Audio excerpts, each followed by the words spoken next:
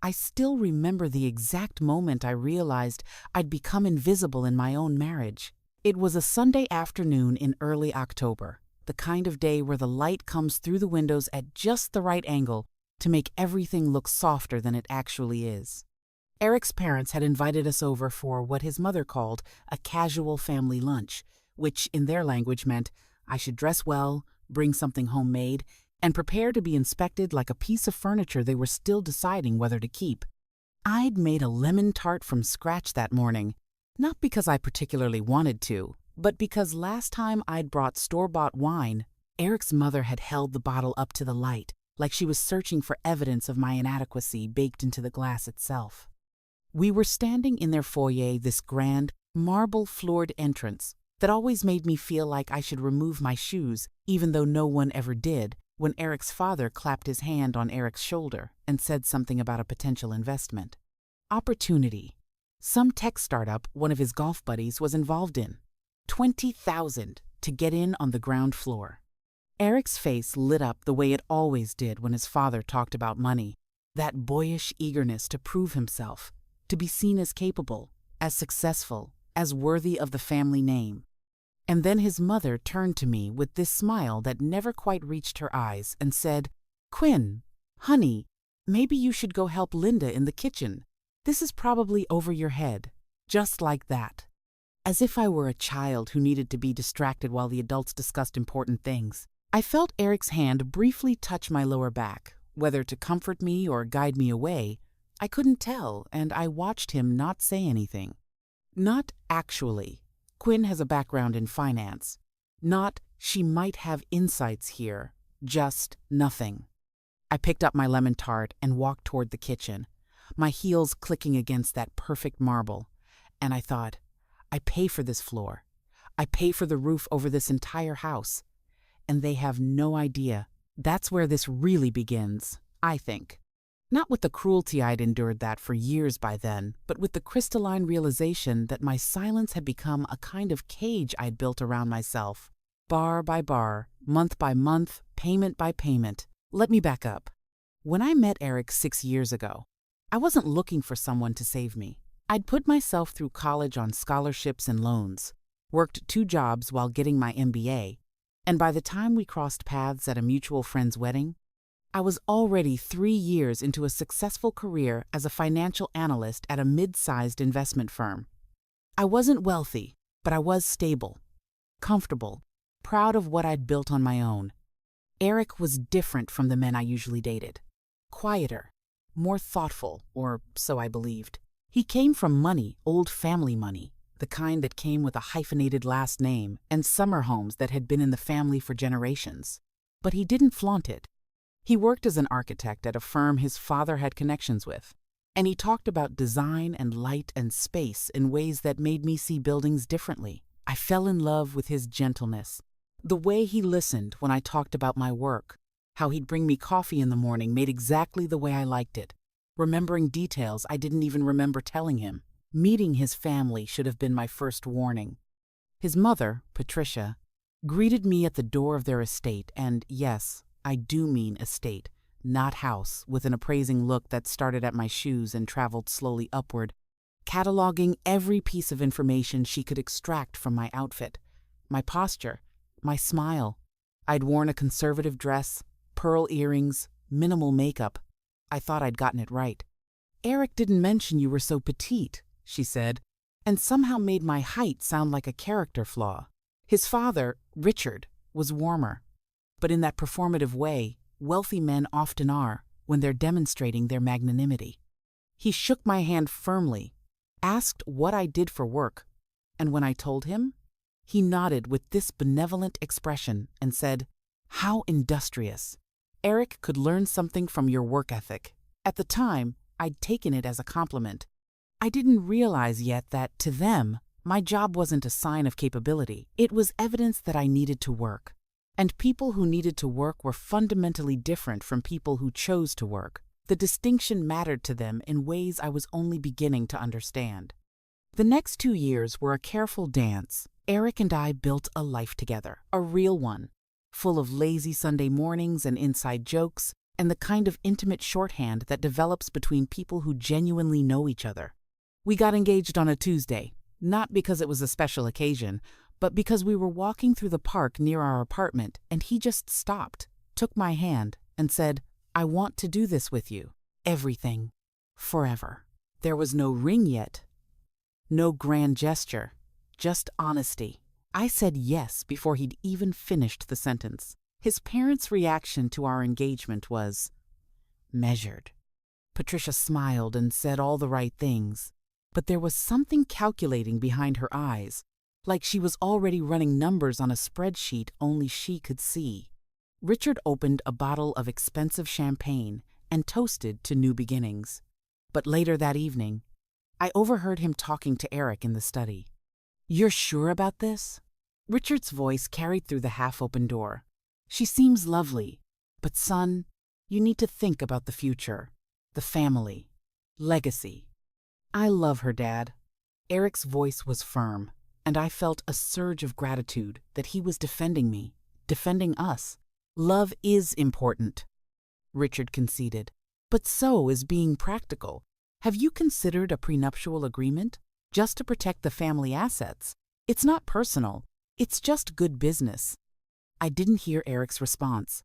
I'd already walked away, my face burning with shame I hadn't earned. We did sign a prenup eventually. Eric apologized profusely, said it was just a formality, that it didn't mean anything about how he felt about me.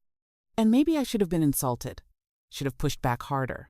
But the truth is, I didn't care about his family money. I'd never wanted it. I just wanted him. So I signed the papers his family attorney put in front of me, barely reading the clauses about separate property and asset division, and I told myself it didn't matter because we were going to be fine. We were going to be happy. And for a while, we were. The wedding was beautiful in the way expensive things often are, objectively perfect but somehow lacking warmth. Patricia had opinions about everything. The flowers, the venue, the guest list, my dress. She kept using the phrase family tradition like it was a religious doctrine, and slowly, subtly, my own preferences got edited out of my own wedding. I'd wanted something smaller, more intimate. But Patricia insisted that the extended family would be offended if they weren't included, and Eric, caught between his mother and his future wife, chose the path of least resistance. "It's just one day," he said, kissing my forehead. "After this, it's just us." Except it wasn't just us. Not really. After the wedding, the comments started. Small things at first. Observations that could be brushed off as jokes or misunderstandings if you were determined enough to give people the benefit of the doubt. Patricia would introduce me at family gatherings as Eric's wife, Quinn, with just a slight emphasis on the word wife, as if my entire identity could be reduced to my relationship to her son. She'd ask about my job with this tone of polite confusion, as though she couldn't quite understand why I was still working, now that I'd married well. "Don't you want to focus on starting a family?" she'd say, her hand touching my arm with false intimacy. "Surely Eric's income is sufficient. You don't need to exhaust yourself with all that corporate stress." Eric's sister, Miranda, was worse. She'd make comments about my clothes, my hair, my opinions on things ranging from politics to interior design, always with this undercurrent of surprise that I had thoughts at all. "Oh, Quinn has opinions about the election," she'd say at dinner parties, laughing. "How refreshing." And Eric's brother, James, once told me at a Christmas party that I was lucky to have landed someone like Eric, while his wife stood next to him, nodding in agreement. Lucky. As if I were a lottery ticket that had happened to get drawn. As if Eric hadn't chosen me deliberately, hadn't pursued me, hadn't loved me. I started to notice how conversations would shift when I entered a room. How financial discussions would pause, then resume in vaguer terms, as if I couldn't be trusted with information about money despite the fact that I literally managed investment portfolios for a living. Eric would notice my discomfort in the car ride home. "They don't mean anything by it," he'd say, his hand on my knee. "That's just how they are. They come from a different generation, a different world." And I wanted to believe him. God, I wanted to believe that their coldness was cultural, generational, anything other than personal. So I told myself that if I just tried harder, was kinder, more accommodating, more patient, eventually they'd see me as family instead of an outsider who'd somehow infiltrated their ranks. I was so naive. The truth is, I could have lived with the condescension, the casual cruelty of people who've never had to question their own worth. I dealt with worse in my career, men who assumed I'd slept my way into my position, colleagues who talked over me in meetings, clients who asked to speak to my male supervisor. I'd developed armor against that kind of disrespect. But what I wasn't prepared for was the way Eric's family made me feel invisible in my own marriage, the way they'd plan family events, and Eric would tell me about them last minute, almost apologetically, because his mother had just assumed I'd be too busy with work to attend. The way they'd discuss Eric's future, our future, without ever asking what I wanted or thought. When we bought our first house together, Patricia walked through it with this expression of vague disappointment, commenting on the neighborhood, too urban, the size, too modest, the style, too contemporary. She never once acknowledged that I'd contributed equally to the down payment, that I'd been the one who negotiated the price down and secured a better mortgage rate. Well, she'd said, standing in our empty living room, it's a good starter home, for now. As if our life together was just a temporary arrangement until Eric could afford something more suitable for his station. I swallowed the hurt, painted the walls myself, turned that house into a home. Eric would come home from work and find me covered in paint, laughing at my own incompetence with a roller brush, and he'd kiss me and tell me he loved me. Those moments were real. I have to believe those moments were real. But looking back, I wonder if he loved me, or if he loved the version of me that didn't challenge his family, didn't disrupt the equilibrium, didn't ask him to choose. 3 years into our marriage, everything changed. Eric called me at work on a Tuesday afternoon, his voice tight with stress. "Can you come home? My parents are here. There's a situation." I left a meeting early, drove home with my heart racing, imagining car accidents, health crises, tragedy. When I walked through the door, I found Richard and Patricia sitting on our couch, both of them looking older than I'd ever seen them look. Smaller somehow. Eric was pacing. His face was pale. "What happened?" I asked, dropping my bag, moving toward him. Richard cleared his throat. "We've made some financial mistakes," he said quietly. "Bad investments. Medical bills from Patricia's surgery last year. That insurance didn't cover as much as we expected. We've been using credit to maintain appearances, and it's caught up with us." I felt something cold settle in my stomach. "How bad?" "We're going to lose the house," Patricia said, and her voice cracked. This woman who'd never shown vulnerability in front of me was suddenly human, suddenly afraid. "The bank is starting foreclosure proceedings. We have 90 days. I looked at Eric. His eyes were desperate. "I'm going to help them," he said, and it wasn't a discussion, it was a statement. "I'm going to figure out how to help them." And I knew with absolute certainty that he couldn't. Eric's salary as an architect was good, comfortable, but not enough to solve a problem of this magnitude. We had our own mortgage, our own expenses. We were stable, but not wealthy. Not in the way his family had once been, but I could help. I had savings. I had investment income I'd been carefully building since before we met. I'd been conservative, strategic, planning for a future that might include children, emergencies, opportunities, and I loved Eric. Despite everything, I loved him. More than that, and I'm not proud of this, but I have to be honest, I thought that maybe if I saved them, they'd finally see me, finally understand that I wasn't what they thought I was, that I was capable, valuable, worthy of being part of this family. That night, after his parents left, Eric held me and cried, actually cried. "I don't know what to do," he whispered against my hair. "I can't let them lose that house. That house has been in my family for 3 generations. But I can't fix this." "Let me think about it," I said quietly, There might be a solution. I didn't tell him what I was planning. Not yet.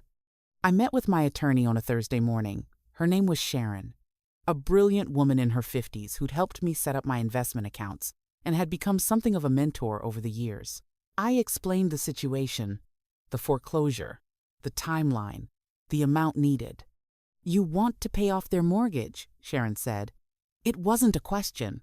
I want to help them," I corrected. "But I don't want them to know it's me." Sharon studied me over her reading glasses. Why not? I couldn't fully articulate it then. Something about pride, about wanting to give without the complicated dynamics that would come with their knowledge, about wanting this one thing to be pure, uncomplicated by their judgment or my need for their approval. "Because if they know, it becomes about me," I finally said. "And I don't want it to be about me. I just want them to be okay." Sharon was quiet for a long moment. Then she said, "I can set up a private trust, anonymous. It'll pay the mortgage monthly. They'll never know who's behind it unless you choose to tell them. But Quinn," she leaned forward, her expression serious, "you need to understand what you're doing. This is a significant financial commitment. And if your relationship with these people is already complicated, this could make things more difficult, not less." "I understand," I said, though I didn't. Not really. We spent the next 2 hours going over documents, setting up the structure, ensuring everything was legal and airtight. I liquidated some investments, restructured others. It would be tight for us for a while, but I could manage it. When I got home that evening, Eric was cooking dinner. "Hey," he said, kissing my cheek. "How was your day?" "Fine," I said, setting down my bag. "Busy." "I've been thinking about my parents all day," he said, his voice heavy. "I wish I could do more. I hate feeling helpless." I almost told him then, almost explained what I'd done, but something stopped me. Maybe it was the way he said, "I wish I could do more," as if my ability to help didn't count, as if the solution had to come from him to matter. Instead, I just wrapped my arms around him from behind and said, "It'll work out. Somehow." 2 weeks later, Richard and Patricia received notification from their bank. An anonymous benefactor had established a trust that would cover their mortgage payments indefinitely. All they had to do was accept the terms, stay in the house, maintain it, and never try to discover the identity of their benefactor. Eric called me from his parents' house, his voice bright with relief and confusion. "Someone saved them, Quinn. I don't understand it. Dad thinks maybe it was one of his old business associates, someone he helped years ago. Mom thinks it might be a distant relative they don't know about, but they're safe. The house is safe." I could hear Patricia in the background, crying with relief. "That's wonderful," I said, and meant it. That night, Eric made love to me with a gratitude and intensity that felt like its own kind of reward. He kept saying thank you, though he didn't know what he was thanking me for. I held him afterward, his head on my chest, and felt something like peace. I'd done a good thing. I'd saved his family. Maybe now things would be different. They weren't different. If anything, they got worse. Within months, the crisis forgotten, Patricia returned to her casual assessments of my inadequacy, the comments about my career, my clothes, my choices. Miranda's smug observations about how I was still working while she got to stay home with her children, implying that I couldn't afford not to work, that I hadn't married as well as she had. At Thanksgiving that year, James made a joke about prenups and gold diggers while looking directly at me, and everyone laughed, everyone except me. Eric squeezed my hand under the table but said nothing. I excused myself to the bathroom and stood in front of the mirror, staring at my own face, trying to recognize the woman looking back at me. When had I become so small? When had I started accepting cruelty as the price of admission to a family that didn't even want me? I walked back to the table, sat down, smiled, and made it through dessert. On the drive home, Eric said, "James was out of line with that joke." "Yes," I said. "He doesn't know what he's talking about." "I know. You're not. You've never been. I hope you know that's not what I think." I turned to look at him, this man I loved, who couldn't seem to defend me in the moments that mattered. "What do you think, Eric?" He was quiet. "I think you're the best thing that ever happened to me." "Then why don't you tell them that?" "I do. They know." "They don't know," I said quietly. "They think I'm lucky to have you. They think I married you for your money, and you let them think that." "That's not fair," he said, his hands tightening on the steering wheel. "I can't control what they think." "You could try," I said. But I knew he wouldn't, because trying meant conflict. And Eric's entire life had been designed to avoid conflict with his family. I was collateral damage to his need for peace. The years blurred together after that. I kept working, kept paying the mortgage on Richard and Patricia's house through the anonymous trust, kept showing up to family events where I was tolerated but never welcomed. I watched Eric's family stabilize financially, watched them take vacations, redecorate, buy new cars. Never once did they mention their mysterious benefactor anymore. The crisis had passed, and with it, any gratitude or humility they might have briefly felt. Patricia started making comments about when Eric and I were going to have children. "You're not getting any younger, Quinn," she'd say with false concern. "And Eric would be such a wonderful father. Surely you're not planning to work forever?" As if having children was something I owed them. As if my body and my future were territories they had the right to colonize. I'd started to feel like a ghost in my own life. Present but unseen. Speaking but unheard. Eric noticed my withdrawal. "You've been distant lately," he said one night, reaching for me in bed. "I'm tired," I said, which was true. I was tired of so many things. "Is it work?"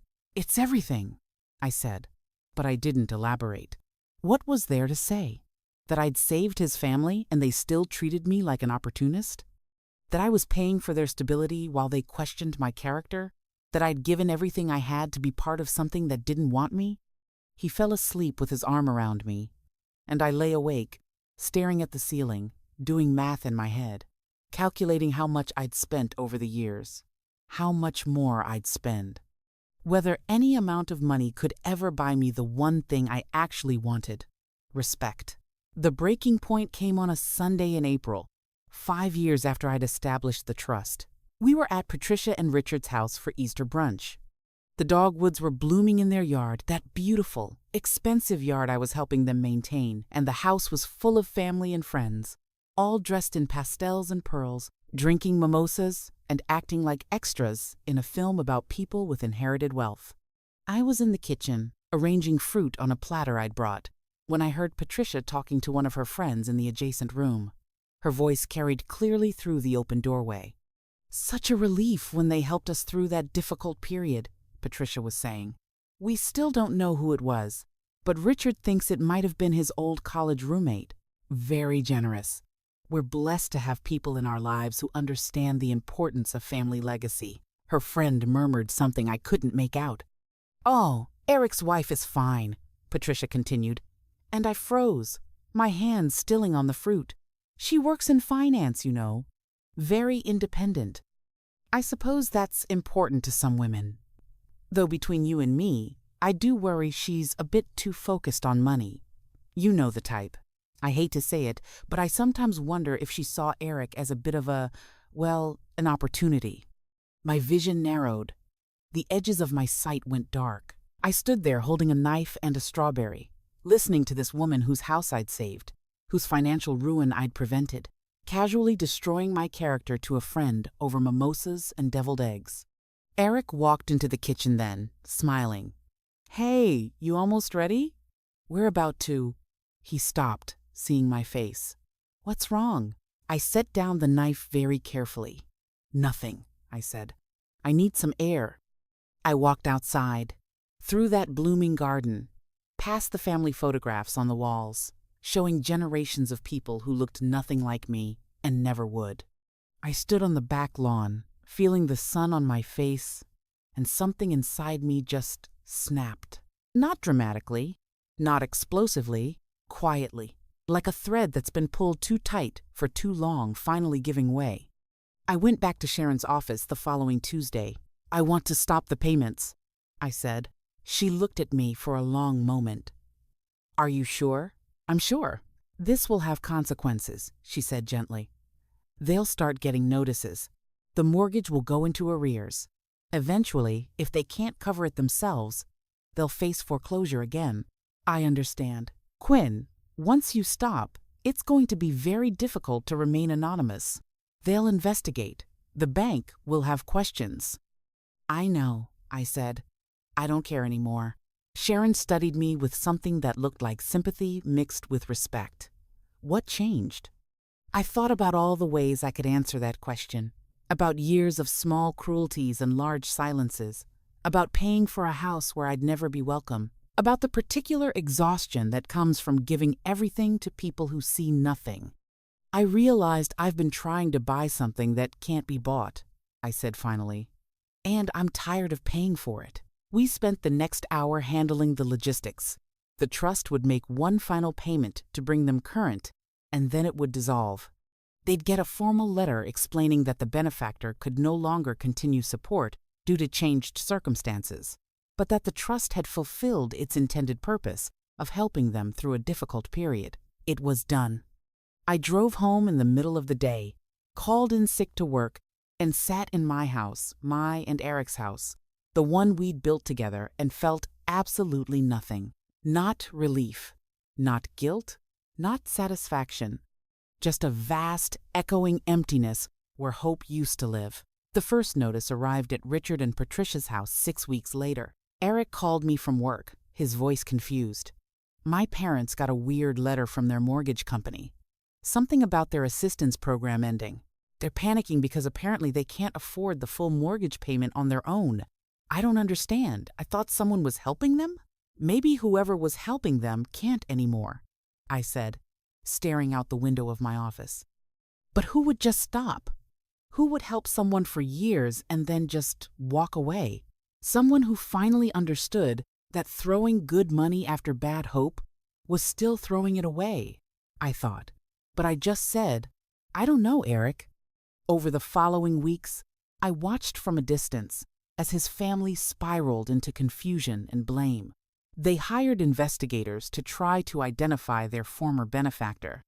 They called in favors from old friends, tried to rally support from extended family members who'd never helped before and weren't about to start now. Richard started talking about downsizing, selling the estate, moving somewhere smaller. Patricia refused to even consider it, insisting there had to be another solution. And through all of it, they never once thought to look at me. Why would they? In their minds, I was Quinn, the woman who worked because she had to, who'd married their son for his name and his comfort and his family's legacy. The idea that I might have been their salvation was literally inconceivable to them. Eric was caught in the middle, stressed and exhausted, trying to find solutions that didn't exist.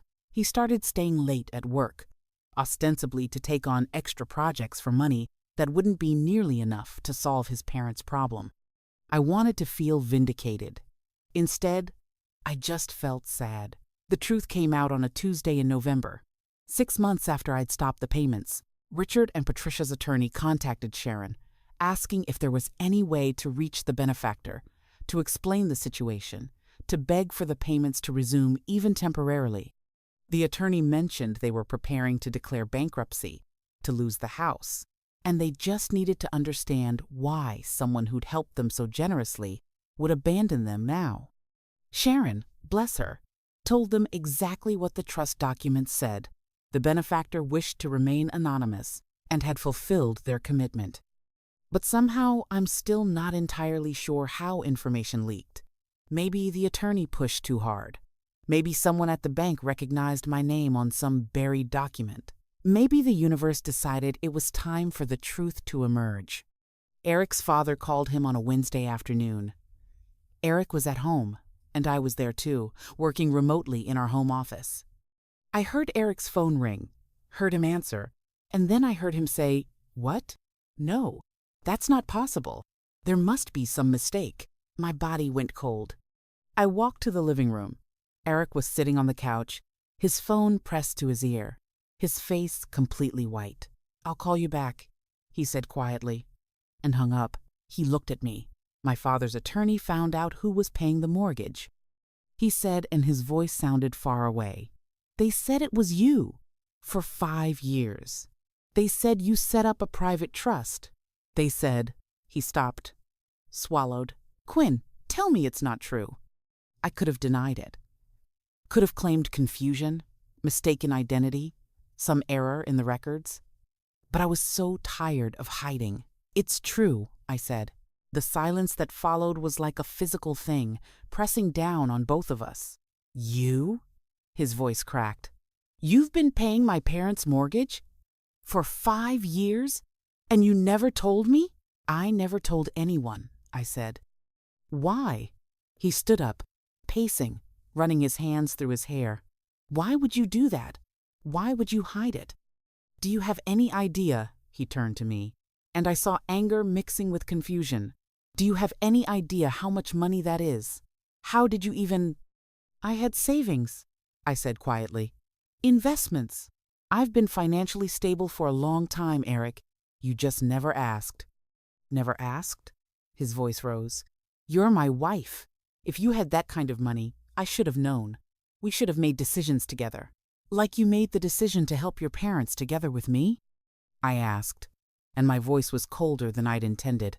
"You told me you were going to help them. You didn't ask. You decided. That's different." "How?" I challenged. "How is it different?" "Because they're my parents. Because you should have." He stopped, frustrated. "I don't even know what you should have done. I don't understand any of this." I sat down, suddenly exhausted. "I did it because I loved you. Because they were in trouble and I could help. Because I thought—" I trailed off. "Thought what?" "I thought it would make them see me differently," I admitted. And saying it out loud made me realize how foolish it sounded. I thought if I saved them, they might finally accept me. By lying to them? Eric's face was incredulous. By hiding who you were? "They didn't want to know who I was," I said, and felt years of hurt pressing against my throat. They never wanted to know. I was always going to be the woman who married up, the gold digger, the outsider. Nothing I did would have changed that. You don't know that. "Yes, I do." I stood up, my own anger finally breaking through. "I've sat through 5 years of comments about how lucky I am, how I married well, how I should stop working and focus on giving you children.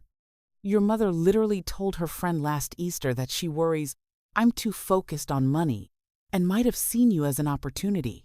While I was paying her mortgage, Eric, while I was keeping her house from foreclosure, she was telling people I married you for your money." Eric looked like I'd slapped him. "She doesn't know." "Exactly!" I was shaking now. "She doesn't know. None of them know. Because I made myself invisible. Because I thought that's what love looked like, giving everything and asking for nothing. But all I did was teach them that I was worth nothing." "That's not fair," Eric said, but his voice was weak. "None of this is fair," I said, and felt tears finally starting to fall. "I saved your family, and they hate me. I gave everything, and I'm still not enough. And you." I looked at him. This man I'd built a life with, and felt something crack in my chest. "You never once stood up for me." "Not really. Not in the way that mattered." "I did," he protested. "I've always—" "You've always told me they don't mean it, that it's just how they are, that I should be patient, understanding, accommodating. You've never once asked them to change. You've never once demanded they treat me with respect. Because it's easier to ask me to shrink than to ask them to grow." The truth of it hung between us like smoke. "I'm sorry," Eric said finally, and he looked devastated. "I didn't realize I didn't see." "I know," I said, and I did. He genuinely hadn't seen it. He'd been too comfortable in his role as mediator, too invested in keeping everyone happy, to notice that his wife was disappearing. "So what happens now?" he asked quietly. "Do we tell them? About the money?" "They already know," I said. "Your father's attorney told him. That's why he called you." Eric's phone rang again. He looked at it, his father's name on the screen, and didn't answer. "They're going to want to talk to you," he said. "I know. What are you going to say?" I thought about that question, about all the speeches I'd imagined giving, all the truth-telling fantasies I'd entertained during sleepless nights, about vindication and validation and making them understand what they'd done.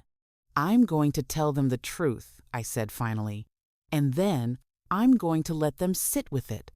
They came to our house the next evening. All of them, Richard, Patricia, Miranda, James. Eric had called them, told them we needed to talk. They filled our living room. These people I'd tried so hard to please, and I saw the range of expressions on their faces: confusion, anger, disbelief, betrayal. Patricia spoke first, her voice tight. "Is it true? You've been paying our mortgage?" "Yes," I said simply. "For 5 years?" "Yes." "Why?" Richard asked, and he looked genuinely bewildered. "Why would you do that and not tell us?" I could have said a lot of things. Could have unpacked 5 years of hurt and resentment. Could have made them face every cruel comment, every dismissive look, every moment I'd been made to feel less than. Instead, I said, because you needed help, and I could provide it. Because I loved Eric, and I knew how much your stability mattered to him. Because I thought it was the right thing to do. "But you stopped," Patricia said, and there was accusation in her voice. "You helped us, and then you just stopped. Do you have any idea what that's done to us? The stress, the fear, thinking we were going to lose everything again?" I felt something cold settle in my chest. "Yes," I said quietly. "I know exactly what that feels like. Because I lived with stress and fear for 5 years, wondering if you'd ever see me as anything other than an outsider, wondering if any amount of giving would ever be enough." "That's not fair," Miranda interjected. "You chose to hide what you were doing. You can't blame us for not knowing." "You're right," I said, and saw surprise flash across her face. I did choose to hide it. That was my decision. But I stopped hiding it because I finally understood something. I was never going to earn your respect by being invisible, and I was exhausting myself trying. "So this is punishment?" James asked. "You stopped helping because we didn't. What, thank you enough for something we didn't even know you were doing?" "It's not punishment," I said, and meant it. "It's self-preservation. I can't keep giving pieces of myself to people who don't value them." "We would have valued it," Patricia said, and her voice cracked. "If we'd known. If you'd told us." "Would you?" I asked gently. "Really? Because I've been in this family for 6 years, and you've never once asked me about my career, my goals, my life before Eric? You've never asked what I want or what I think. You assumed I was less than you, less capable, less worthy, and nothing I did changed that assumption." "That's not true," Richard said, but he couldn't meet my eyes. "Your wife told her friend I might have married Eric for money," I said, looking at him. "On Easter, in your home, while I was in the kitchen. Do you know how that felt?" The room was silent. "I'm not angry," I continued, and realized I meant it. "I'm just done. I'm done trying to be small enough to fit into spaces that were never designed for me. I'm done giving without receiving. I'm done apologizing for existing in my own marriage." Eric was sitting beside me, and I felt him reach for my hand. I let him take it. "The mortgage payments have stopped because I need to take care of myself now," I said. "Not because I hate you, not because I want you to suffer, but because I've learned that I can't save people who don't want to be saved by someone like me." "Someone like you?" Patricia's voice was sharp. "What does that mean?" "Someone who worked for everything she has," I said. "Someone who doesn't come from money. Someone who married your son because she loved him, not because of what he could give her. You've spent 6 years making sure I understood I wasn't good enough for this family. I'm just finally agreeing with you." The words landed like stones in still water. "That's not," Patricia started, but I held up my hand. "I need you to understand something," I said, and my voice was steady. "I don't regret helping you. I regret hiding. I regret making myself small. I regret thinking that love meant accepting cruelty. But I don't regret the help itself. That came from a good place. even if it was also a broken one. "What do you want from us?" Richard asked quietly. "Nothing," I said, and felt the freedom of that word. "I don't want anything from you anymore. I wanted your acceptance, your respect, your love. But I've realized I can't want those things more than I want my own dignity." "So that's it?" Miranda asked. "You're just done with us?" "I'm done shrinking for you," I corrected. "I'm done being treated like I don't belong in my own marriage. What happens next is up to you." I looked at each of them in turn. These people who'd shaped so much of my pain and my choices. If you want a relationship with me, a real one, it has to be built on honesty and respect, not tolerance, not polite distance, actual respect. If you can't do that, then I think it's best if we just maintain a cordial distance. For everyone's sake. "You're making us choose," Patricia said, and there was hurt in her voice. "No," I said gently. "I'm making myself choose. You can come along or not, but I'm done choosing you over me." They left shortly after that. Eric walked them to the door, and I heard low, tense conversation in the foyer. When he came back, his face was exhausted. "That was brutal," he said. "Yes. They're angry, hurt. They feel betrayed." "I know." He sat down beside me. "I don't know how to fix this." "Maybe it doesn't need to be fixed," I said. "Maybe it just needs to be different."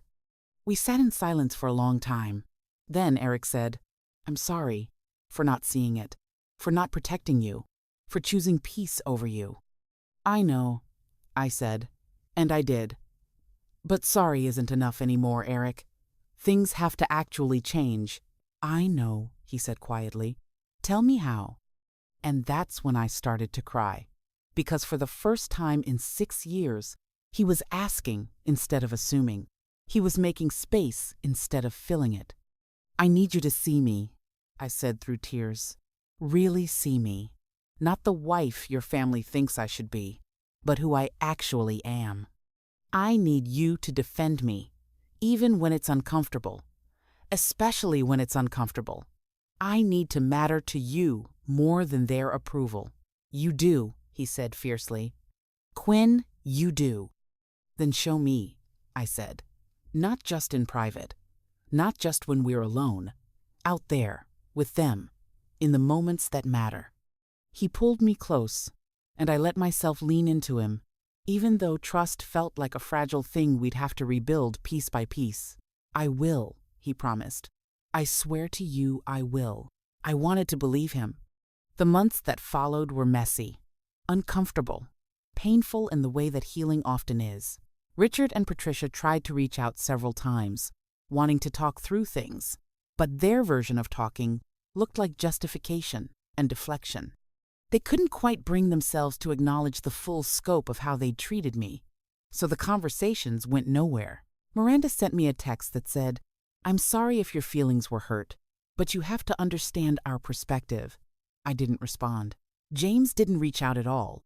Eric, to his credit, changed. Not overnight, not perfectly, but genuinely. He started coming to therapy with me, which I'd suggested and he'd resisted for years. He started saying no to his family when they made last-minute demands on our time. He started correcting them when they made assumptions about me, about us, about our life together. At Christmas, when Patricia made a comment about me finally taking time off work to attend a family event, Eric said, loud enough for everyone to hear, "Quinn always makes time for family." She's been doing it for years, literally years, in ways you can't imagine. The room went quiet, and Patricia's face flushed, but Eric didn't back down. It wasn't everything, but it was something.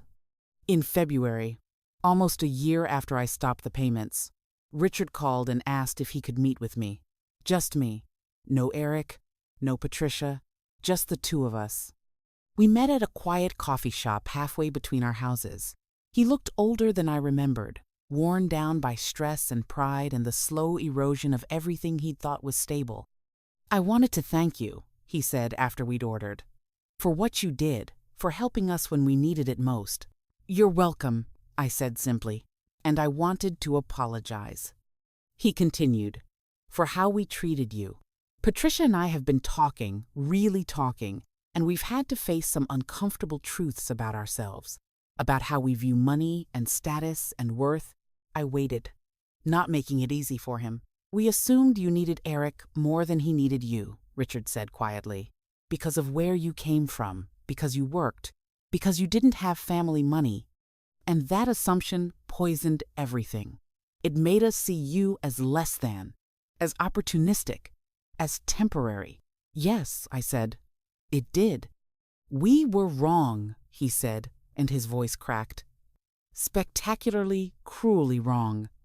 And I don't know if we can ever make it right. You can't, I said honestly. You can't undo those years. You can't take back the comments, the looks, the feeling of being invisible in my own marriage. He nodded, looking devastated. But, I continued, you can be different going forward. You can be honest, respectful, genuine. You can stop seeing people through the lens of what they can do for you and start seeing them as they are. I want to try, he said. We want to try. Patricia asked me to tell you she's sorry. She's not ready to say it to your face, yet too much pride, too much shame, but she asked me to tell you. I felt something loosen in my chest. Not forgiveness exactly, not yet, but maybe the possibility of it. What about the house? I asked. We're selling, Richard said, downsizing. We should have done it years ago, but we were too attached to the image of what that house represented, what our life was supposed to look like. I'm sorry, I said, and meant it. Don't be, he said. It's freeing, actually. To stop pretending, to stop maintaining an illusion. He paused. You gave us a gift, Quinn, not just the money, though that was extraordinary. But you gave us time. Time to figure out who we were without the pressure. Time to adjust. Time to grieve what we'd lost before we lost it all at once. That was a kindness we didn't deserve. Maybe not, I agreed, but I didn't do it for you. Not really.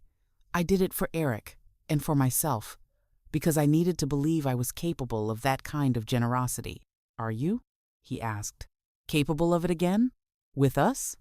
I thought about that question, about what it would cost to rebuild these relationships, to trust people who'd proven themselves untrustworthy, to risk being hurt again. I don't know yet, I said honestly. Ask me in a year. He smiled, sad but genuine.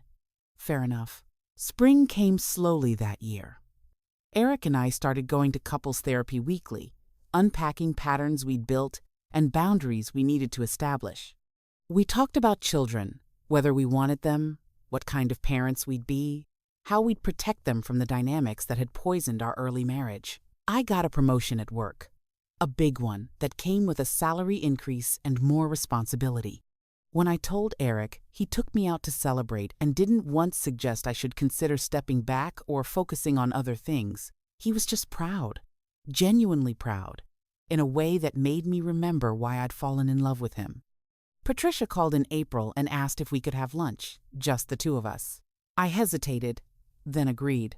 We met at a French bistro she loved, and for the first hour, we talked about nothing, the weather, the food, neutral topics that required no vulnerability.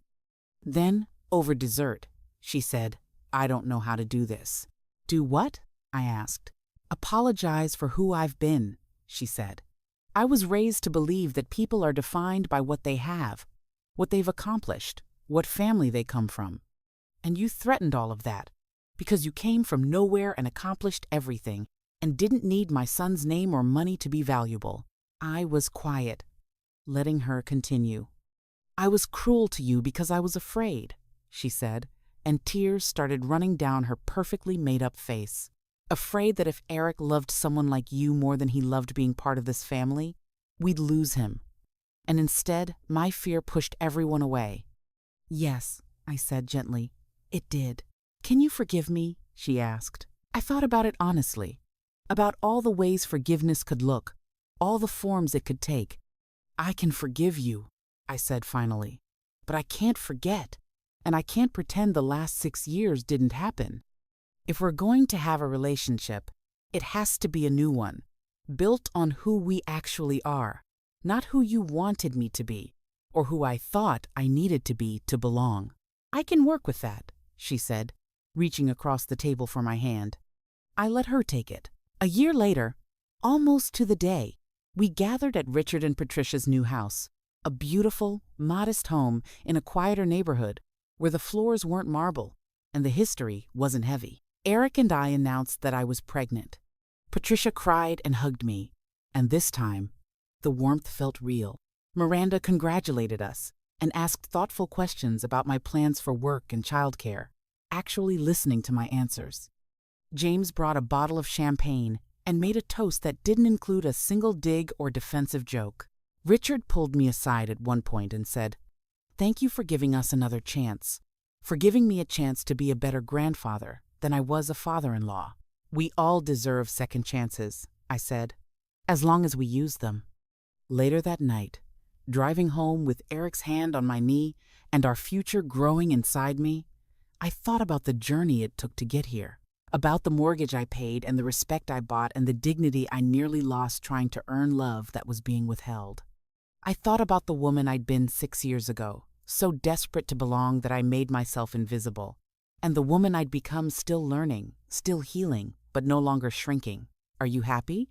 Eric asked quietly. I considered the question honestly. Happy felt too simple for what I was. I was healing. I was choosing myself. I was learning to trust again, carefully, with boundaries and clarity. "I'm getting there," I said. "We're getting there."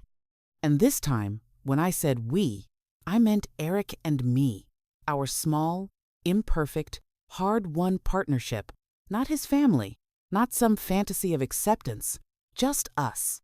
That felt like enough.